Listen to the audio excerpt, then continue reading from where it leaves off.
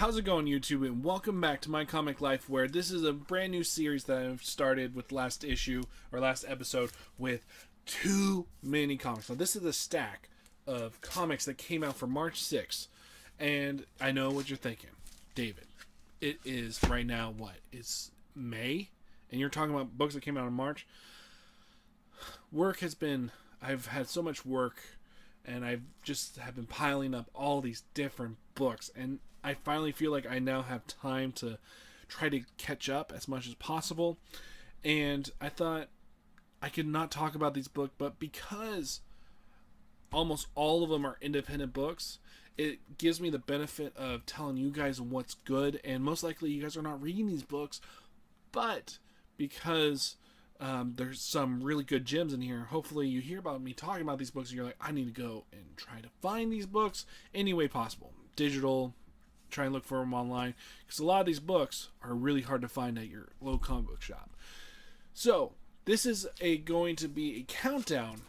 I really like Sleepy Reader's videos where he does a countdown of a weekly comics, talks about them, and I thought I would kind of take up that type of structure.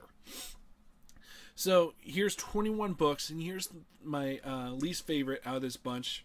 Now, the first couple I'm going to talk about, I will be kind of harsh on them just because they really were hard to read. Like, with independent comics, sometimes you'll hit gold. Other times you'll just hit something that's just like, oh man, this needed to be going to the rewrite.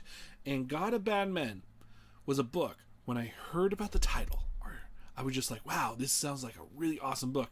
And then I look at the cover, and just look at this cover. I just like the idea of this cover, especially with the guys back here. It seems like this is going to be a really intriguing book. And let me tell you, this is a 4-issue miniseries, and I already purchased all 4 issues off of Discount Comic Book Services. But after issue number 1, I was like, oh, wow, this is kind of a stinker. And issue number 2 was just god-awful. God of Bad Men is a story of this writer who's doing an article or trying to get into the mindset of a killer. So he is tasked to go and talk to this inmate who informs him that he has a tumor in his brain and that a god put that there, and all that tumor is information that this prisoner can go and download, and then he will become a god himself. Hence the name God of Bad Men. In the second issue, first off, when you're just seeing it, or when you're reading the first issue, it really felt like this guy read or watched Hannibal, or the Red Dragon, or what was that book? The first book was Hannibal. Then there was I can't think. Oh, Silence of the Lambs. You could definitely tell that this writer watched Silence of the Lambs and got the so-called great idea. And the thing that would have been better about this is if the artwork was decent. A lot of this book feels very rushed at times. The coloring is just not really anything that I thought was anything special. The writing at times just became... It didn't feel like that this book had a serious structure, because by the end of this book, you don't really know what's going on. And if I'm lost, I feel like this writer is lost with the story. Maybe he thinks he has this grand idea, but it's just not good. And I'm just glad it's a 4-issue and I'm done paying for it, because if it was an ongoing, I just would not be able to stand it. Now on to Obey Me, issue number 0. This is a book that is based off a video game that's coming out or has come out. And let me tell you, the comic just really doesn't get me excited for this video game.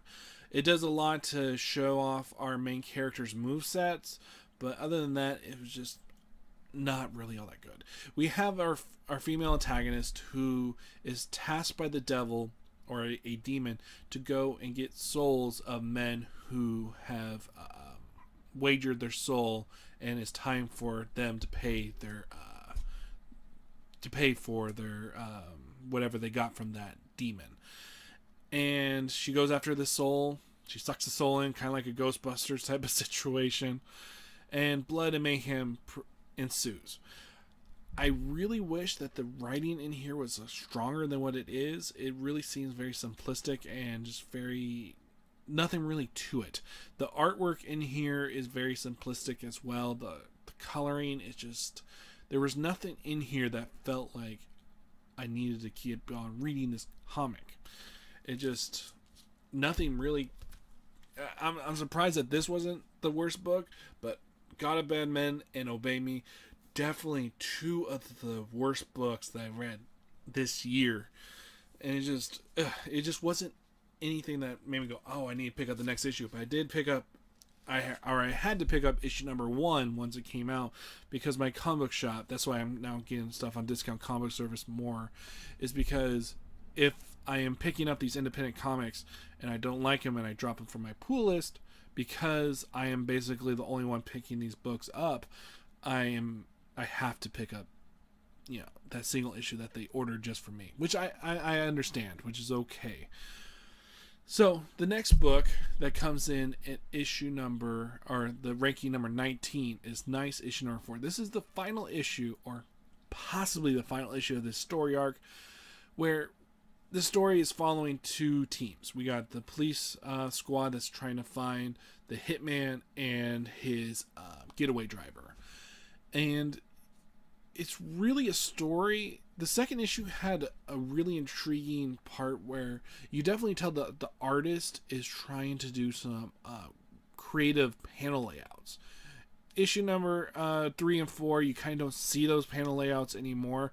And the structure from issue number 2, which was one of the most interesting parts of the series, was there was a point in there where it goes down the middle and you see the characters in different moments, and it's all paralleling, and it's very intriguing to see the way that the panel layout is. But after that, you really don't see that anymore. The story is very much non-linear at times, and there's a moment in here where somebody dies and you kind of like, have I met this character before? It feels like the structure is not as strong as what the writer could have done. I think that this book needed a little bit more time to focus in on what it wanted to be, where it feels like at times with the structure, it just hinders the book quite a bit. The artwork in here is decent. The panel layouts are not as strong as from what I saw in the previous issues. Otherwise, this book is just okay. I would not recommend anybody to go out and get this book now, but maybe Dagan Walker and Joseph Edinger have a future in comics. I'm intrigued to see what they do next. This book, you can definitely tell, had potential. But otherwise, it was just a kind of it just flopped really hard going towards the ending, or what seemed like an ending for the book. Now on to the books that I am kind of lukewarm on, but I really like the premise. Ronin Island is written by Greg Peck, who is a really awesome writer. Art by Genis Miligonis, which I butchered that name.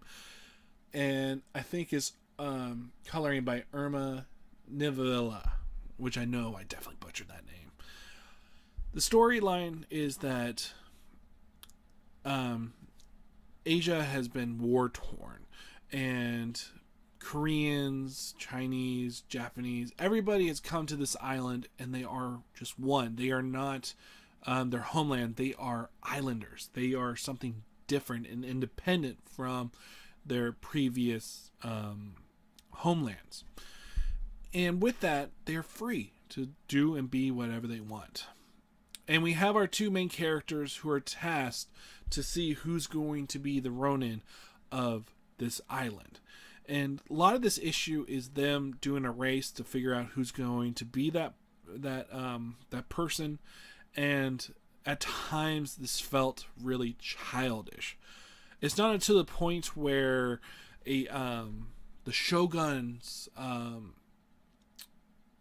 knight or the Shogun's samurai comes into town and notifies them that there's an incoming force that's going to overrun them, and that if they want protection, to offer up, food to the Shogun's cause, and they will protect them. And at that moment, I was really intrigued, because I was really not intrigued with the first half. I felt very childish, but once the Shogun's the samurai comes into town, I really felt like the book really picked up. There's a lot of intriguing stuff with the what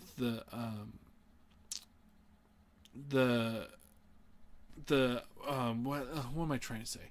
It's a very intriguing part with the government of this island, where you have this old woman and a couple other guys who are basically the speakers of this island, and seeing some of their angst or some of their anger towards the Shogun, and knowing that in the past the Shogun that they knew had died, and not knowing if the Shogun that this guy's saying is the Shogun, if it's actually true. So there's a lot of intriguing parts to it, and there is a monster element that comes in at the end that makes me intrigued, but the whole first half really just did not do it for me, and that's why it's so low at number 18. Now, coming in at number 17, we have William the Last. This is a little mini series that's been going on for the past couple months, and it's like a fairy tale story where this boy, he lived at the bottom of a cliff, and he climbs up the cliff to find what's up there, and he finds this whole entire world, and he's just trying to survive it and find out what its place is in this new world that he is now in. And this series, with the second mini series that just happened with Flight and Fight, it doesn't really give you much to move forward with the story. Hopefully with issue number 2 it kind of progresses the story, because with issue number 2 it really felt like the story went absolutely nowhere. The art in here is really nice. The simplicity of the story is definitely shown, where there's not a lot of dialogue, but the art is definitely good enough to just hold the book on its own. Now on to $6 Million Man. This is the 16th best book of March 6th. This is a new number 1. Wasn't really impressed with it.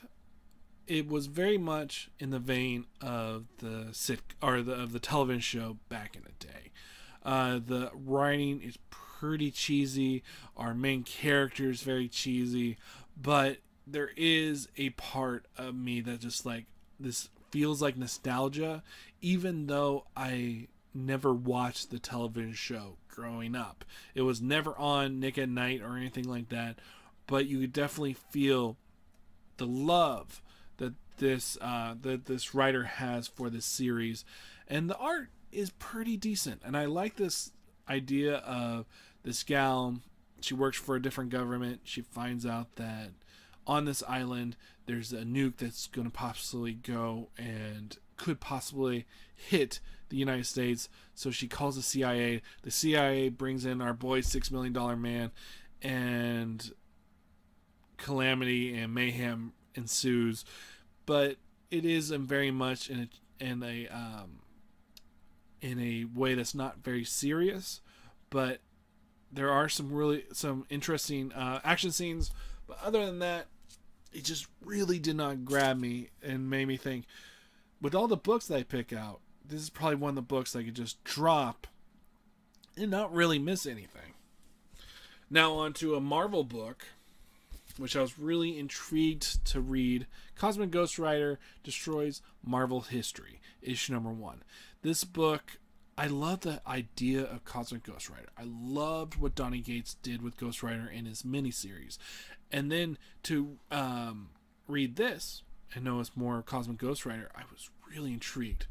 And to see the story of Cosmic Ghost Rider trying to rewrite the history of his family being killed.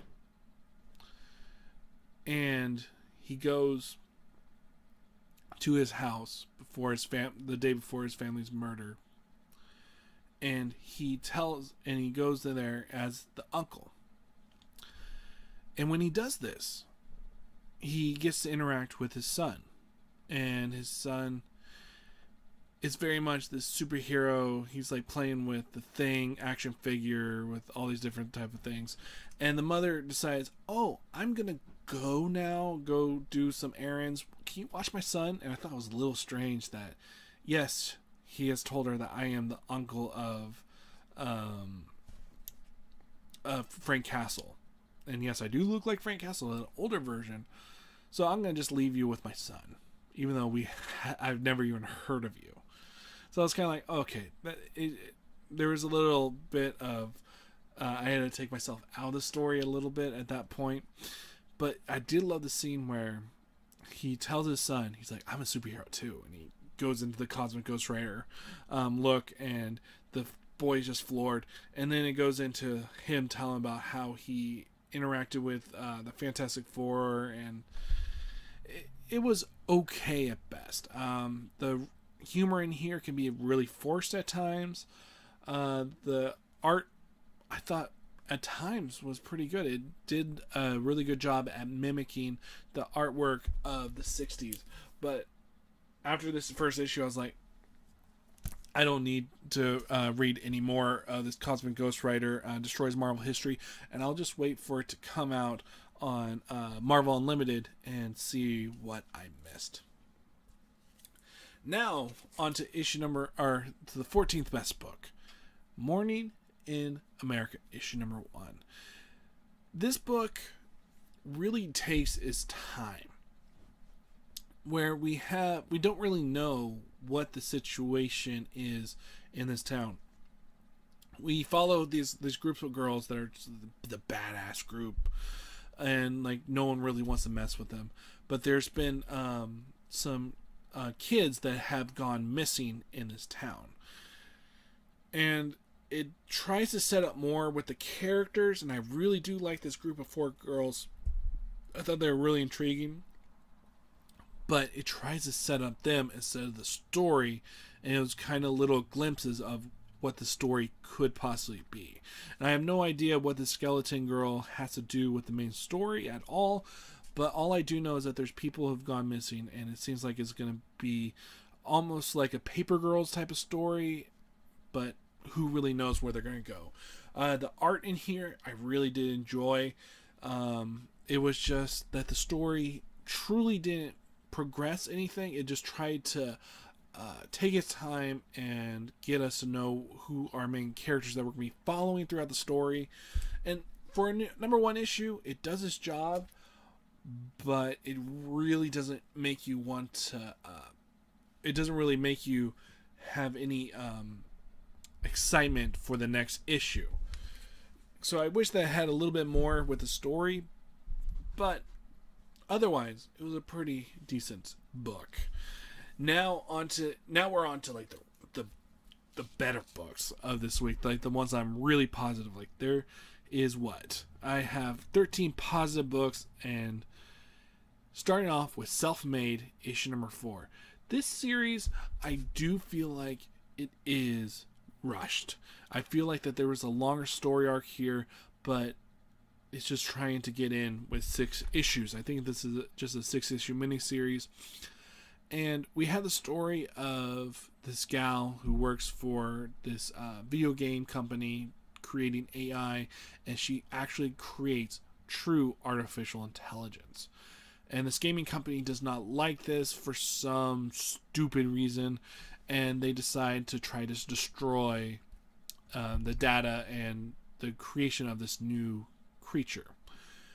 Well, our main character, who are our main scientist, she takes what is left of this artificial intelligence and brings it back to life, but in this new mechanical body.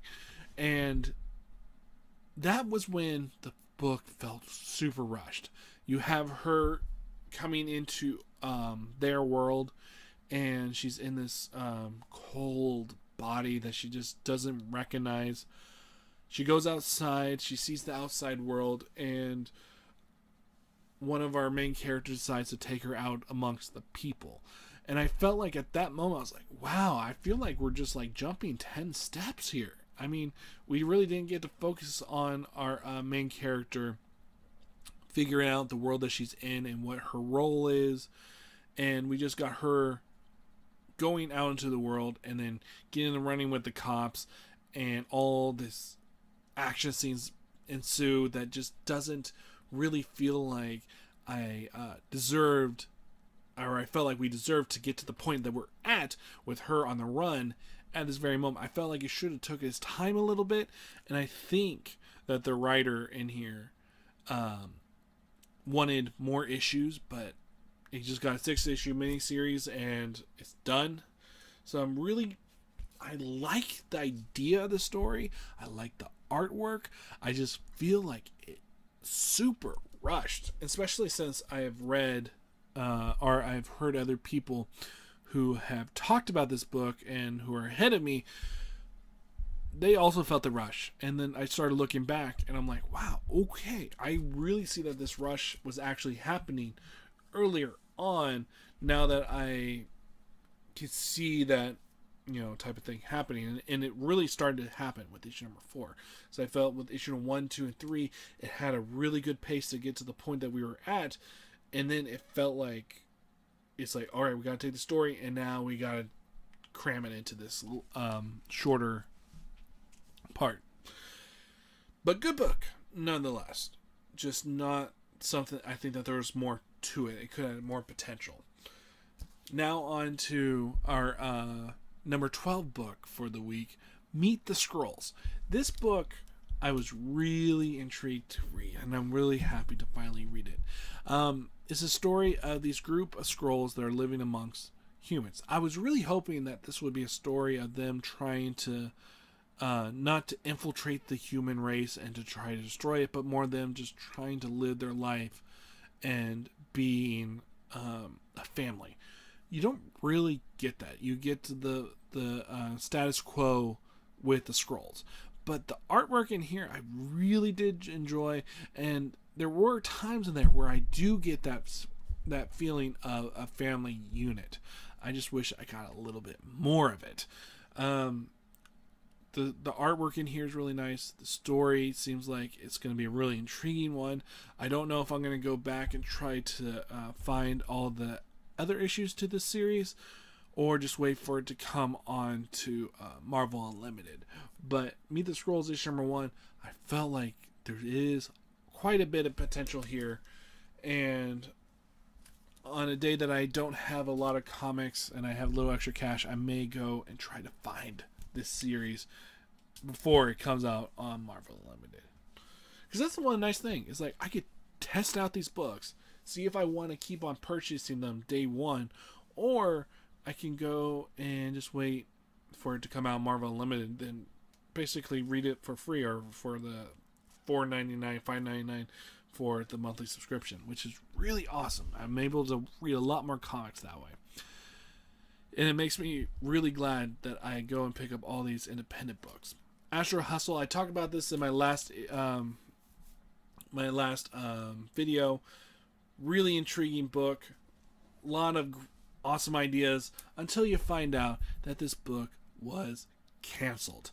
This book is written by a man who has been accused of sexual assault, and this book was just dropped. The artwork in here is really beautiful. I love the neons in here. The art is really nice. There's just so much imagination in this book that I'm sad to see it go, but then to find out that this guy possibly could have done something that really bad, I'm a type of person that's until you're proven, guilty. It's just a weird world we live in where the accused. No, I'm not even going to get into that. But nonetheless, this book was canceled. I thought it had some really great ideas, but it is what it is. Don't get political, Dave, because it's not fun, especially this late at night. All right. Coming in, now we are in the top 10 books. These books right here, I really enjoyed. Blossom 666, the second book in the Archie horror books that have come out. Now, I have not read an Archie comic, but after reading Sabrina or watching the Sabrina television show on Netflix, it really had me intrigued into the whole Archie horror books. And then I read the first issue of the Sabrina book that's based off of the Netflix series. So I was really just in awe of what this Archie horror line can do. In Blossom 666, it definitely has the teen angle, but I'm okay with it. I love this idea of these twins, the Blossom twins, and them trying to figure out which one of them is going to be the Antichrist. I think that's what they're going for, but whichever one's going to be the Antichrist. And then to come to find out that there's a twist where they find out that they have another brother, an older brother, who is going for the title as well. A lot of cool little teen angst in here, good horror elements, and just love this cover. So this series, I'm definitely going to finish out. And it makes me intrigued to go and read other Archie horror. Like, I have Jughead and Werewolf, I think it is. I had that one. I ordered that one on Discount Comic Book Services. So I'm really intrigued now to read that one once I catch up to it. Vindication, issue number 2, Image Comics. This book, I feel like totally forgot everything about the first issue. I go and read the first issue, get all caught up, and let me tell you, the art in here is really beautiful. The thing that kind of slows the book down, it is definitely a police procedural. If you enjoy those type of things, you're going to enjoy this book quite a bit. But if you get kind of sick and tired of it, kind of like the not CSI, but the television show, the police television shows, and if you get tired of that, you're not going to really enjoy this book. But I enjoyed it. The artwork in here is really strong, I believe. The coloring, I really enjoyed it. And this is a denser book. There's a lot of moving pieces. We have our main cop who put this guy away, and then evidence has come out where may have been some tampering, but the guy that was accused because of the DNA just did not match, he was set free. And our main cop guy is out to prove that he is the one. And it is a kind of a chase that's going on right now to try to figure out some missing information that could possibly be on this hard drive that can prove either his innocence or his guilt, or if he's guilty. And both of them are trying to get to it to see what is on this disk drive. It's a good book. A lot of moving pieces, and our characters can be a little bit cliched at times, but otherwise, I enjoyed it. And I can definitely tell you that this book can be a little controversial, especially with the police and going after a black guy. But otherwise, I really enjoyed that book. And a book series that was really amazing to read all in one go was Cemetery Beach. This is the final issue, and this book was a chore almost, or it was just so fast with each and every issue that you kind of felt like you didn't really get a full bite out of this comic or your money's worth until you read it as a whole. This book is a thriller. This book, it just moves so quickly, and it is in the vein of a Mad Max Fury Road, where we have our main characters. They're just trying to get to Cemetery Beach, to get to safety, and to get off this planet. And it's been, ever since issue number 1, just go, go, go, go, go, go. The artwork in here is stellar. The world building that they do throughout the series is less of them talking about the world, but more them just, when they're going through, you see little things about the world and how it works. And it's really intriguing. This book is a super fast read, but if you can get in trades, you're going to have a great time. Man, this is a lot of comics that I'm talking about. Maybe I should have broken up, but we'll still trudge on. Oberon, issue number 2, Aftershock Comics, one of my favorite publishers out there. And this series, I feel like I got something like stuck in my teeth, or my gum line, but I don't. This is a story of this little girl that's taken by Oberon to the world of the fairies. And I got the first issue really didn't grab me as much as I was hoping, but this second issue really does a lot of time with the world of the fairy world and building upon that. Our main character, the little girl, is really unintriguing. I could really do without her, but Oberon himself is really intriguing. You see him scheming his way throughout the story, and you're kind of wondering, he doesn't have the girl's best interest in heart, but maybe he is a better guy than what we are led to believe. If you're looking for a story that has some fairy tale elements to it, you really are going to enjoy this book. The issue number 2 is just so much more solid than issue number 1.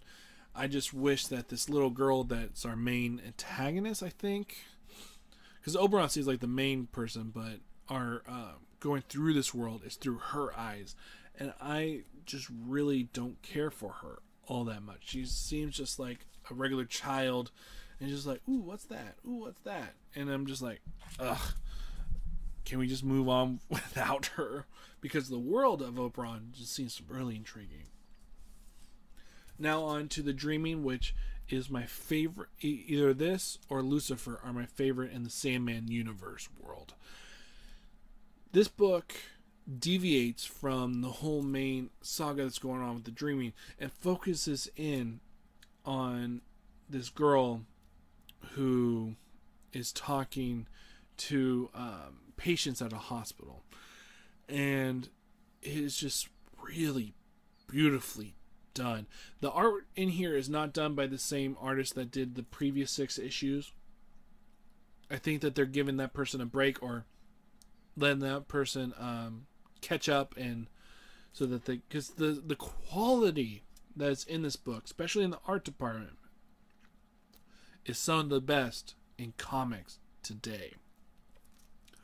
And I'm glad to say, though, is that with this new artist, yes, this new artist is not even on the same level as the previous artist, but this artist does a damn good job at making sure that the quality is still there. The great panel layouts are still there, and the story is just very somber and is very sad. I can definitely say that this series, boobies, can't show boobies. But the series is definitely beautiful, and I really am glad that this type of quality is in a book from the DC label, because especially the DC Vertigo. The Vertigo line, I feel, has not been living up to the Vertigo name, except for The Dreaming and Lucifer. These 2 books, if there's any from the Vertigo line, the new Vertigo line, that you need to pick up, it is these books. And I will definitely be double dipping on The Dreaming once it comes out to like this great hardback, oh, just seeing these beautiful images in a bigger format will be great. Now we are on to the top 5 books. These books right here are just gold. These are just top tier. The Girl in the Bay, issue number 2. This is a 4-issue miniseries by Dark Horse Comics. Dark Horse Comics and the Burger line are putting out some of the best books, I think, in comics at this moment. And their stories vary so drastically, and they feel such an independent vibe, and it's just so beautiful. You never know what you're going to get from each and every story. None of it feels the same, and none of it feels like that they're mandated to do a certain style. The Girl in the Bay is a story of this girl who's in the 1970s or 1960s, and she's dabbling with drugs, and she's partying, she's being a regular bad kid. And she goes to this party, she meets this man, they go out walking in the bay, and the man kills her and throws her over the bay. And then she comes to, and she's in 2019. She goes back to her home. She finds out that the person living there is an older version of her. And she's just losing it. And this second issue shows the confusion, and there's so much great story elements that go on throughout this book, where she meets the spirit of this rocker that she really enjoyed back in the day. And there's moments where the killer is still alive and now needs to murder her older self. And there's a lot of moving pieces in here. And there is this goddess that you see in this book, but really her story is never explained. She just is there. When there's a painting, you see this goddess figure. There's so much detail in this book that just, it really grabs at you. And it's definitely a book that is dealt, or that you definitely tell that the creators love the story that they're telling. And it just, quality like this in comics can sometimes be hard to find, especially with so many books out there, so many Marvel and DC, Image. But Girl in the Bay, for me personally, I feel like this could be one of the best series, or one of the best miniseries of 2019. And it's only 4 issues, so there's no reason to not go out and try to find this book. Now on to Die, issue number 4. This series is just dying to be made into a movie. We have the story of these kids.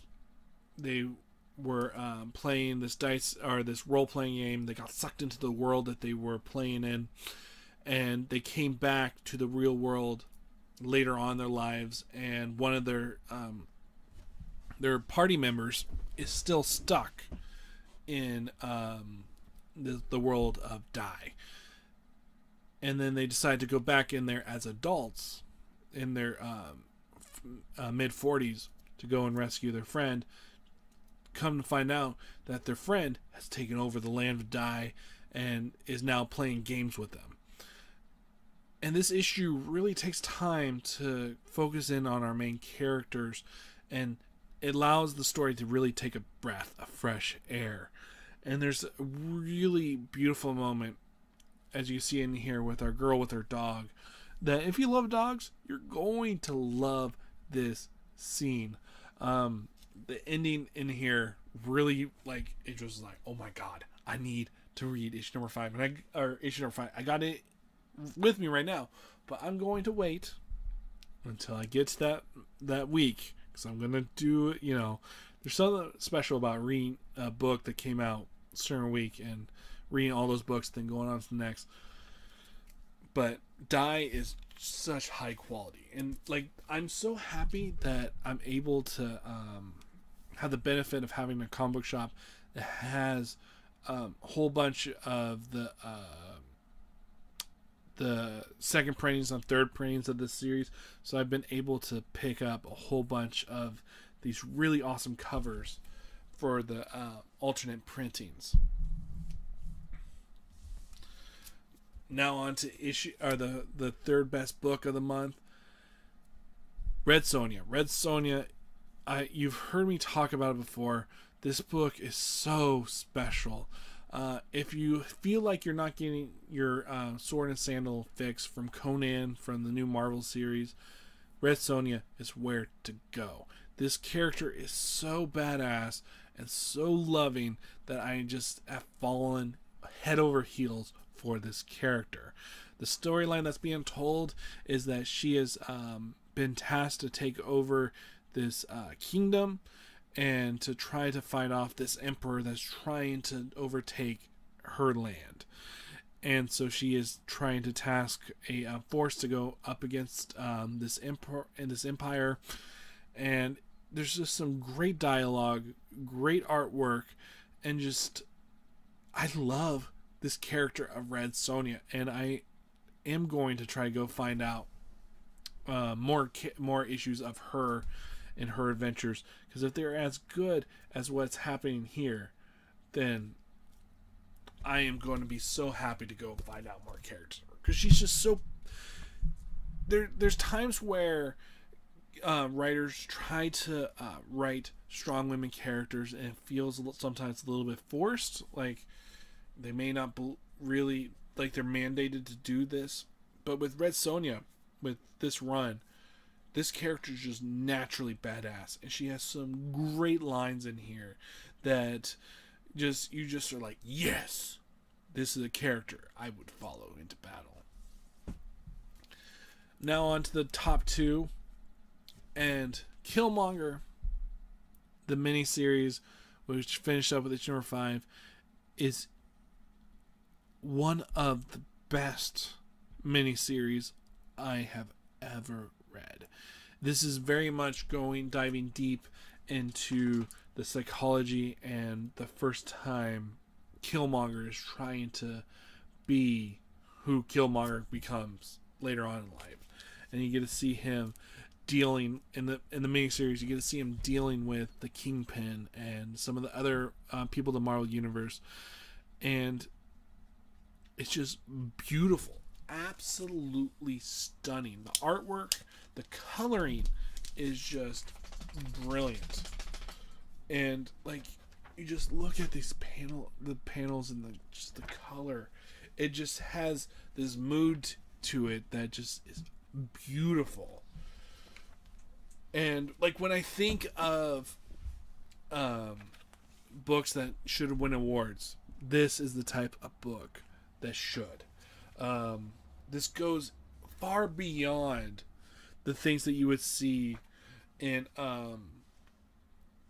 the Black Panther movie, where when you see Killmonger, this is a different Killmonger.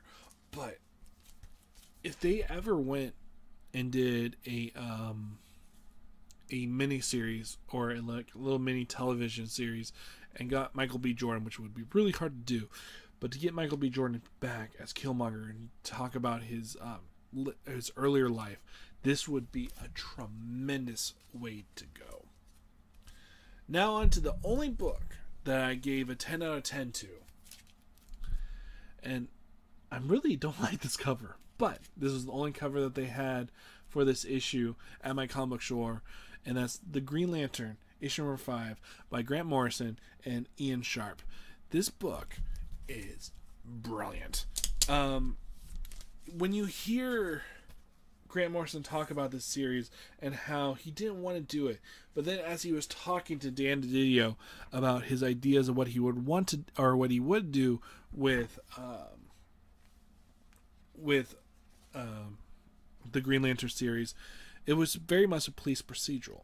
Now this issue, the panel layouts and the artwork just are breathtaking. Each and every page is a breath of fresh air, and you just never know truly where the artwork is going to go with each and every page, and how it's going to show the story of Hal Jordan going in and infiltrating this